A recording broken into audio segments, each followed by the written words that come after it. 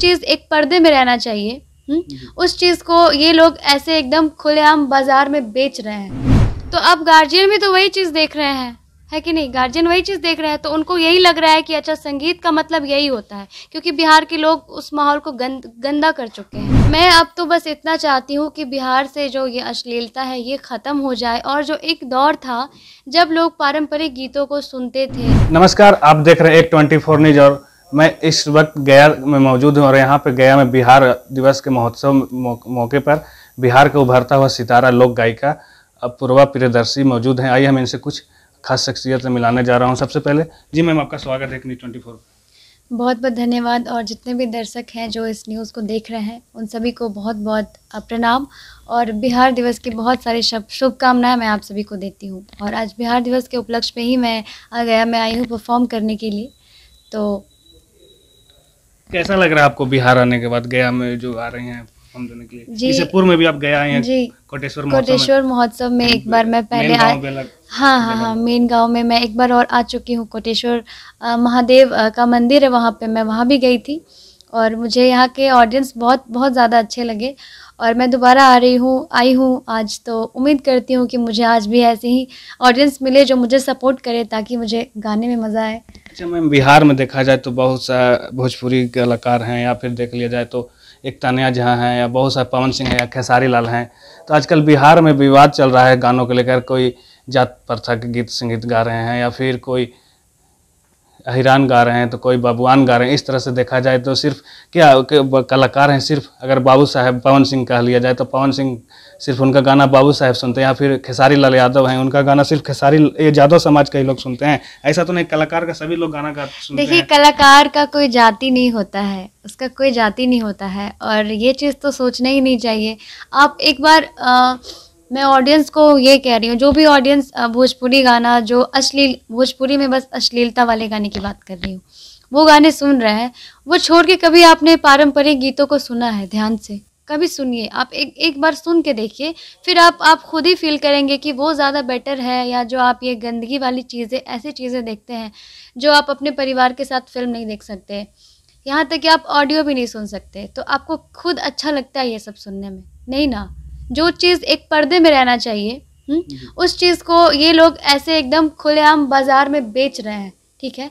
तो ये कहीं से सही नहीं है। आप खुद ही सोचिए, आपके भी घर में माँ बहन है, आपके भी घर में परिवार है, सब कुछ आपको सब कुछ समझ में आता है, सब आपको भी पता है कि ये चीज़ गलत है, फिर भी आप लोग करते हैं। तो कहीं ऐसा नहीं हो सकता है कि विरोध किया जाए कि अश्लील गाना ही लोग गाते हैं गायिका, तो फिर उनका गाना सुनना जाता है? ऐसा नहीं हो सकता है कि तो विरोध नहीं की जा सकता है इस चीज़ में, ऐसा कुछ?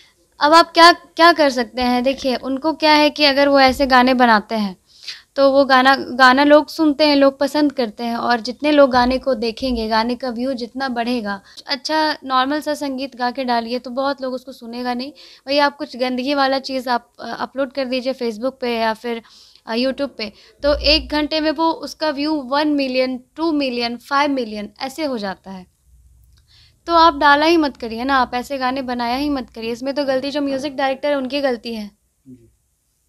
आपको कि अश्लील गाना गाकर ही लोग फेमस होते हैं, या फिर अच्छी गायकी को बिहार में नहीं पसंद किया जाता? शारदा जी कौन सा अश्लील गाना गाई थी? शारदा जी है, मालिनी अवस्थी है, अभी एक यंग सिंगर, बहुत ही सबको पता है, मैथिली ठाकुर, ठीक है? आज वो लड़की बहुत कम उम्र की है, बट कोई ऐसा पूरे भारत में कोई ऐसा नहीं होगा जो उसका नाम नहीं जानता होगा। वो क्या गाती है? वो तो फोक ही गाती है, वो कौन सा अश्लील गाना गाती है? आपका आइडियल किन्हें मानते हैं? मैं अपना आइडल तो बचपन से ही लता जी को मानती हूँ। वो नहीं रही दुनिया में, लेकिन वो मेरी आइडल बचपन से थी, और हमेशा मैं जब तक मैं तो संगीत में ही रहूँगी। वही मेरी आइडल रहेंगी, क्योंकि वो एक ऐसे वो मेरे ही नहीं, मुझे लगता है जो भी लोग हैं ना जिनको संगीत से प्यार है, मतलब कि पहले संगीत में करियर बनाने से ज़्यादा इम्पोर्टेंट है कि आप अपने कला से प्यार करें, ठीक है? आप जो काम कर रहे हैं उस काम से आप पहले प्यार करें, फिर आप उस काम में मन लगा के आप उसको कर पाएंगे। तो लता जी ही एक ऐसी, बहुत सारे लोग हैं लेकिन लता जी सबसे अलग हैं। सबसे अलग इसीलिए क्योंकि उन्होंने अपने संगीत को अपना सब कुछ बना लिया और संगीत में ही समर्पित हो गई वो, तो इसीलिए मेरी तो आइडल वही है। अगर आपको मौका दिया जाए, अगर आप चाहेंगे तो कलाकार अगर देखा जाए तो पर्दे पे भी आ सकती हैं एज ए एक्ट्रेस या फिर एज ए सिंगिंग? नहीं, मैं पर्दे पे नहीं आना चाहूँगी। मैं ये एक्ट्रेस या फिर एक्टिंग वाले लाइन में नहीं जाना चाहूँगी, क्योंकि मेरे लिए संगीत ही सब कुछ है। मतलब कि मेरा भी जीवन एक तरह से संगीत को समर्पित है। तो मैं ऐसा कुछ काम नहीं करना चाहती हूँ। अगर मैं 2-3 काम एक साथ करूँगी तो मैं तीनों कामों में किसी एक में मैं अच्छे से कॉन्सन्ट्रेट नहीं कर पाऊँगी। कोई कौन एक सा क्षेत्र होगा, बॉलीवुड या पॉलीपॉप या क्या बोलते हैं, भोजपुरी क्या देखिए इंडस्ट्रीज में? बॉलीवुड जो है वो अब बर्बाद हो चुका है, सबको पता है। बहुत सारी चीज़ें वहाँ पे होती आ रही हैं, तो बॉलीवुड बर्बाद हो गया है और अब वैसे गाने बनते नहीं हैं। मुझे जितने भी गाने मैं गाती हूँ वो सब मैं गाती हूँ, पुराने गाने गाती हूँ, लता जी के गाए हुए गाने वगैरह गाती हूँ। वैसे गाने अब बन ही नहीं रहे हैं।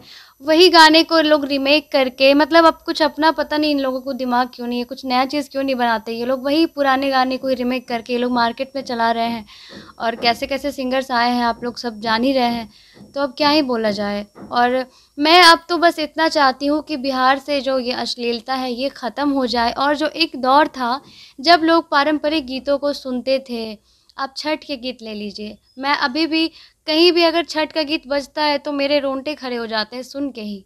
तो ये सबको क्यों नहीं समझ में आता है? अब आप लोग फ़ील करिए ना, अपने बिहार में भी जो है ना बहुत बहुत सारी चीज़ें हैं जो बहुत अच्छी है। आप खुद ही अपने बिहार को आगे बढ़ा सकते हैं। आप खुद ही बदनामी कर रहे हैं अश्लीलता फैला के।